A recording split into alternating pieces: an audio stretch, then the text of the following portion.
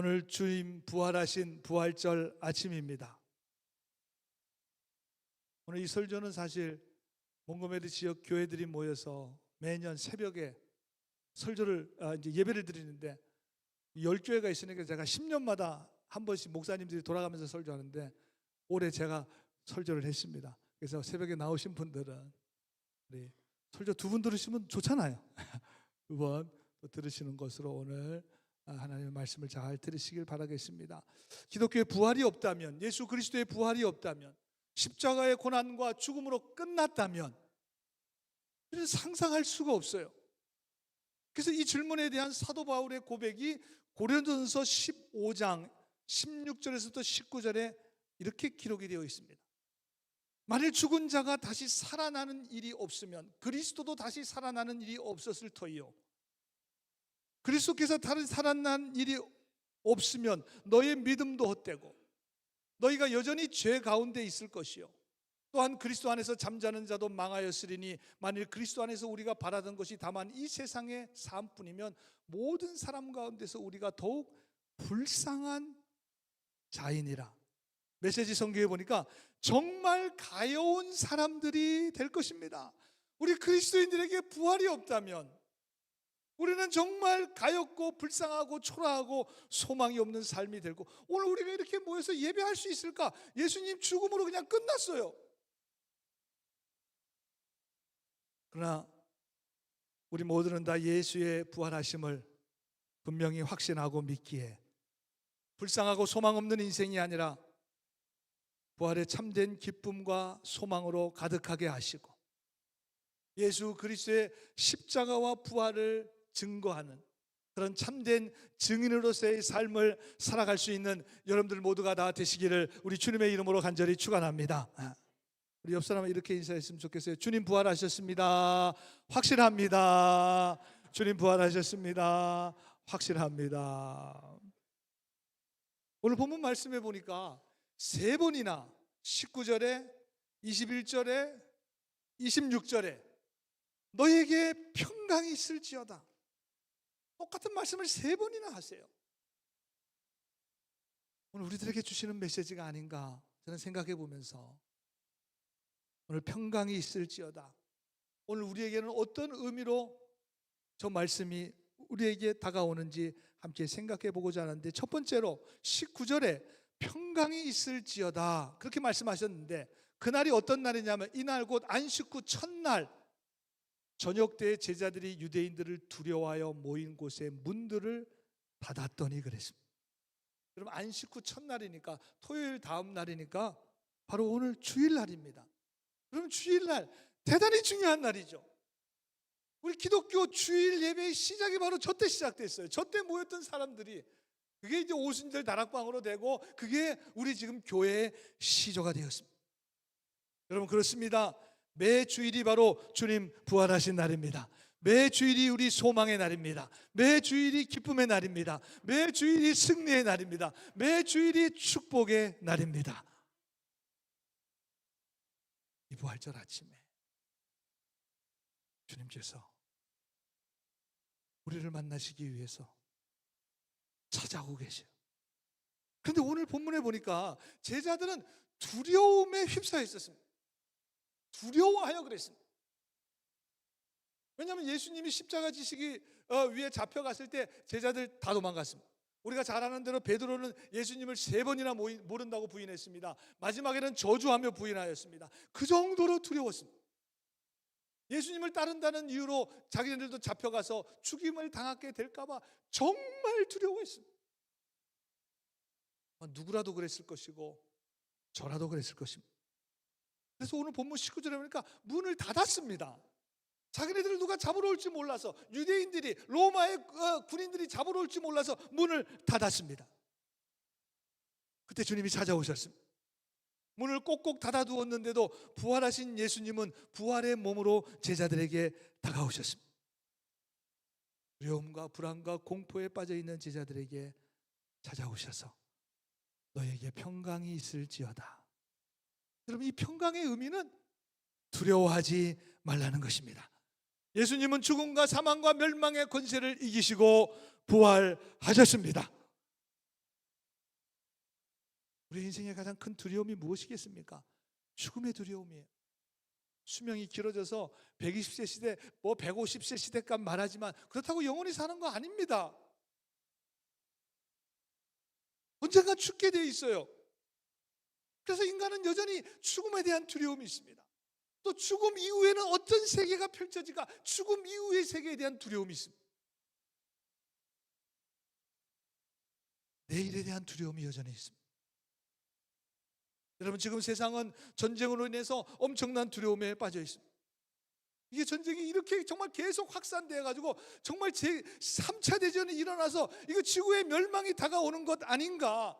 이 전쟁이 언제 끝날 건가? 끝나기는 할 건가? 끝난다고 해도 전쟁 이후에 이 세상이 도대체 어떻게 달라지고 변화될 것인가? 전쟁을 하기 위해서 수많은 엄청난 돈이 들어갔는데 그 돈은 누가 갚을 것인가? 지금 세계의 모든 사람들이 엄청난 불안과 두려움과 공포 가운데 휩싸여 있습니다.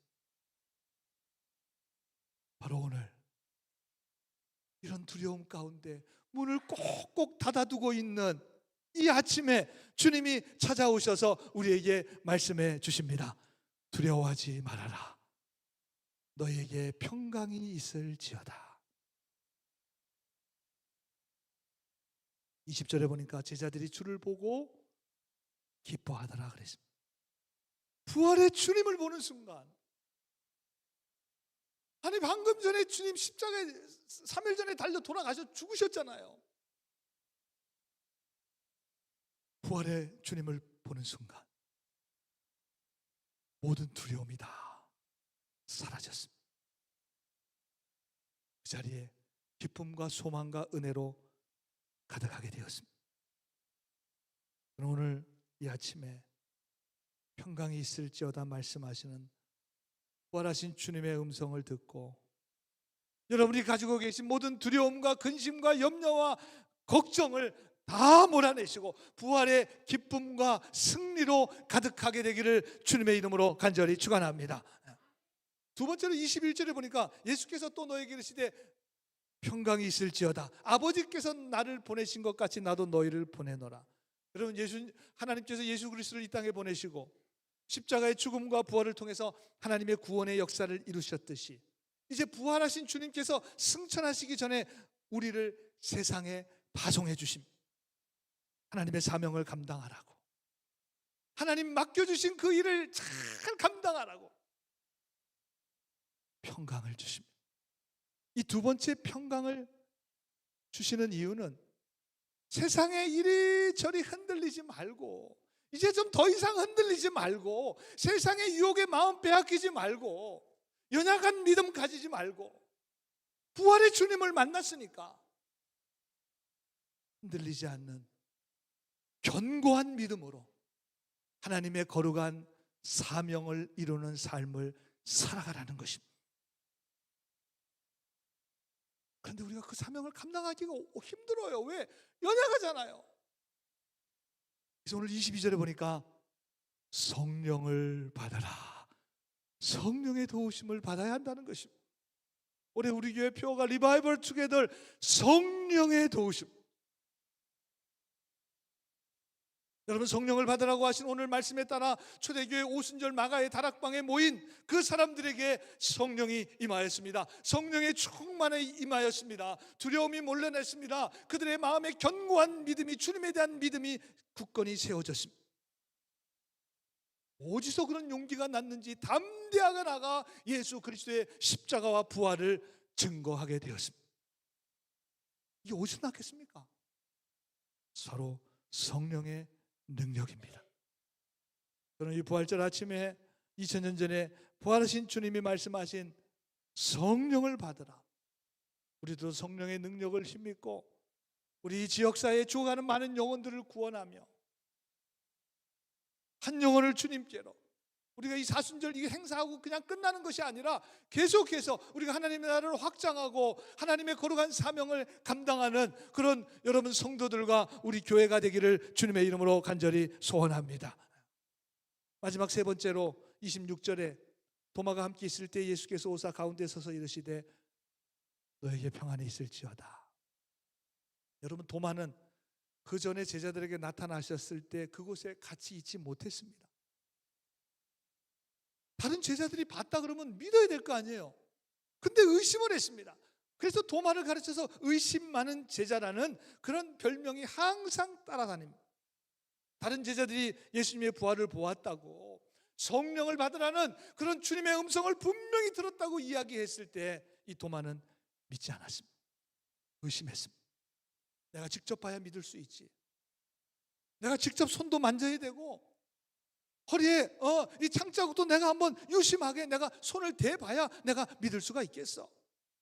그래서 25절에 보면 도마가 이르되 내가 그의 손과 못자국을 보며 그 손가락을 넣으며 그 손을 옆구리에 넣어보지 않고는 내가 믿지 않을 거야. 너무나 의심이 많아요. 그런데 오늘 본문에서 참 놀라운 것은 이 부활을 의심하는 제자 도마를 책망하신 내용이 오늘 본문에는 없습니다. 책망의 말투도 찾아볼 수 없습니다. 아니, 왜 그렇게 의심을 해? 왜 그렇게 못 믿어? 다른 제자들이 다 봤다 그러는데 왜 그걸 그렇게 못 믿는 거야? 의심이 그렇게 많아서 어떻겠니? 그렇게 말씀하지 않았습니다. 우리 주님은 27절에 내 손을 보고 내 옆구리에 손을 넣어봐라. 내 손 만져보든지 옆구리에 손 넣어보든지 너무나 친절하게 말씀해 주세요. 너무나 친절하게. 여러분, 믿음이라는 거는 억지로 생기는 것이 아닙니다. 강요해서 되는 것 아닙니다. 어려서부터 무슨 아이들 무슨 세뇌시켜서 되는 거 더더욱 아니죠. 아니, 세뇌시켜서 됐다면 애들이 중고등학교 가고 대학 가고 사회 나가면 신앙생활 잘해야지 왜 떠납니까? 세뇌 아니죠. 세뇌 아닙니다. 의심하는 도마에게도 부활하신 주님이 나타나셨습니다. 주님이 만나 주셨습니다.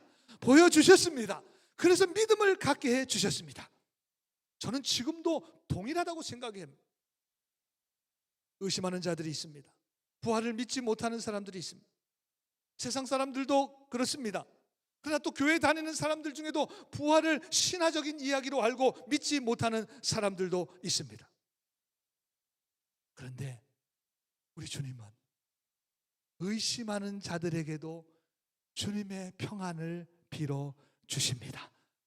너희에게도 평강이 있을지어다. 여러분, 의심은요, 주님을 만나면 사라집니다. 걱정할 필요가 없어요. 주님을 만나면 사라지는 거예요. 도마도 주님 만남으로 의심이 다 사라졌습니다. 그리고 믿음을 갖게 해주셨습니다. 오늘 이 자리에 혹시 부활을 의심하는 사람이 있다면 오늘 주님은 그분에게도 평안을 주시고 주님은 그분을 만나 주시고 믿음을 허락해 주실 줄로 믿습니다. 그러나 우리들 모두는 다, 거의 대부분은 다 예수 그리스도의 십자가와 부활을 조금도 의심하지 않고 확신하게 믿고 고백합니다. 얼마나 감사합니까? 2000년 전에 일어난 일이에요. 10년 전에, 20년 전에, 100년 전에, 200년 전에 일어난 일도 아니고 무려 2000년 전에 일어난 예수 그리스도의 십자가와 부활의 사건을 우리는 조금도 의심하지 않고 믿습니다. 얼마나 복된 인생입니까? 29절에 그래서 주님 말씀하세요. 너는 나를 본 거로 믿느냐? 보지 못하고 믿는 2026년도 4월 5일 몽고베리 제일교회에서 신앙생활하는 오늘 예배드리는 여러분들은 복되도다 주님 말씀하십니다. 복된 인생이에요. 우리는 정말 복받은 인생입니다. 예수 그리스도의 십자가 부활의 사건을 믿고 확신하며 하나님의 자녀로 살아가는 우리 모두를 다 복되다고 하십니다. 오늘 이 부활절 아침에 우리 얼마나 하나님의 큰 복을 받고 살아가는지를 다시 한번 깨닫고 여러분 모두가 다 예수 그리스도의 십자가와 부활의 증인으로 승리하며 살아갈 수 있는 여러분들 모두가 다 되시기를 우리 주님의 이름으로 간절히 축원합니다.